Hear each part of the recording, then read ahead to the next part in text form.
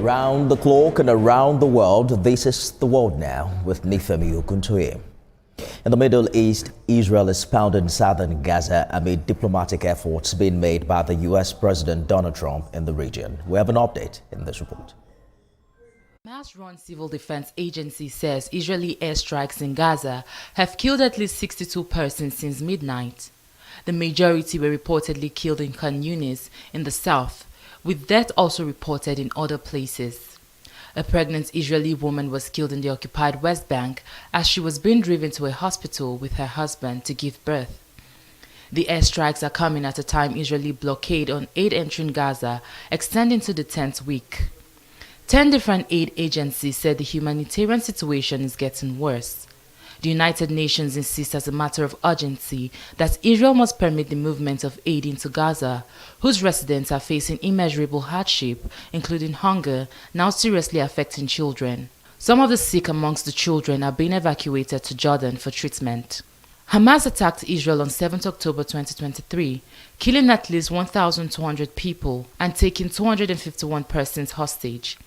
According to the Hamas-run health ministry, Israel's retaliatory military campaign has killed at least 52,829 people in Gaza. After his visit to Qatar on Wednesday, President Donald Trump is headed to the UAE on his third stopover of his Middle East tour. The White House says President Trump and Qatar's Emir Sheikh Tamim bin Hamad Al Thani signed agreements that would generate an economic exchange worth at least $1.2 trillion. The U.S. president is of the view that the Middle East region is in danger. Therefore, all must act together to solve the lingering problems. To solve them, Mr. Trump says Qatar could be the best positioned to lead a mediation process. The Qatari leadership has been instrumental to efforts at negotiating a settlement between Hamas and the Israelis and an acceptable future for Gaza. And for more on President Trump's Middle East tour, I'm joined by global affairs analyst Boye Akinokun from Texas. Mr. Akinokun, thanks for joining us on the news this hour. President Trump is now headed to the UAE after Qatar. From your analysis, what's the main goal of this Middle East tour at this time? Good afternoon, and thank you for having me.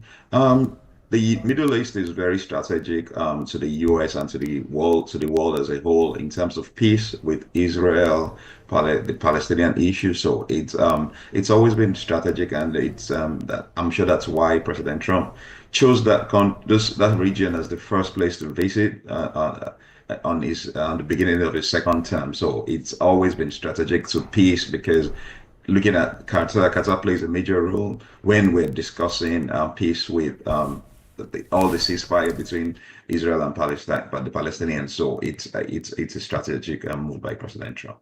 It's hard to tell what the thin line is between the economics of things between these countries and also their geopolitical alignment. But the UAE has been a key U.S. ally in the region.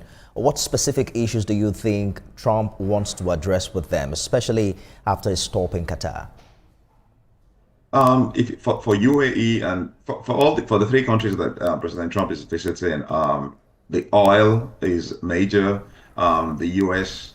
needs to keep those alliances strong, because they trade in the U.S. dollar, and that's one of the reasons the U.S. dollar is one of the most important currencies in the world. So they want to keep that, and those countries want military hardware from the U.S. So it's a mutually beneficial relationship between both countries, and the Middle Eastern countries are forging ahead in AI research and medical things. A lot of things are going on, and from what President Trump was saying, there are things that the U.S. can also learn from Middle East. So yeah, and there's a lot of investment, there's a lot of funds moving around. So the U.S. is, as they always do, will position themselves to benefit from everything going on around there.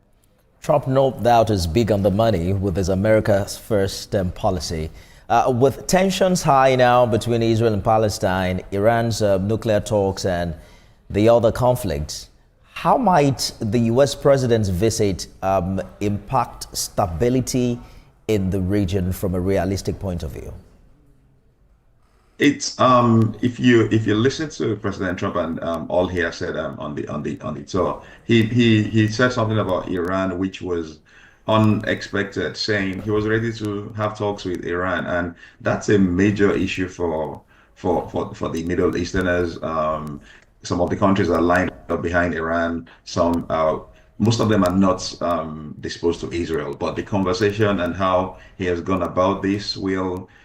Iran is open now to have conversations with the US again. So all those things are things that will ensure stability in one way or the other, because Iran is open. They're saying they're open. If sanctions are lifted, they are ready to come into conversation with the US, and they are ready to disarm, take out all their nuclear capabilities. So that it's a good thing generally for the world. Yeah.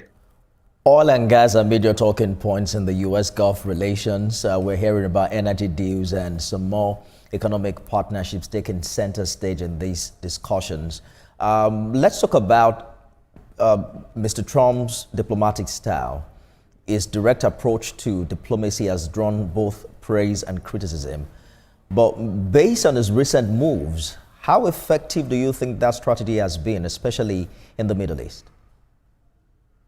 I mean, it looks, you're right. Mr. Trump is a different breed. He handles things in a different way. And I mean, going out to say he's ready to speak with Iran, for example, it was unexpected, but he has come out in the open to say that. And Iran, they were also receptive to that idea. The peace talks that were happening in Turkey, he said it openly that he might just have a stop and have join in the conversation between Russia and Ukraine. So all those things are strategic. He's acting like he's an open book. It looks sometimes predictable, sometimes unpredictable. So it can go either way. But so far on this trip, every move he has made looks good. And it looks like that particular approach is something that's working for him at the moment and for the world as a whole. His optimism about resolving the Russia-Ukraine war hasn't quite, happened the way he anticipated it. But I guess time will tell, and history will be able to judge his approach with time. Thank you so much for your contribution, all the way from Texas, Mr. Boye Akinokun. Thank you very much for having me.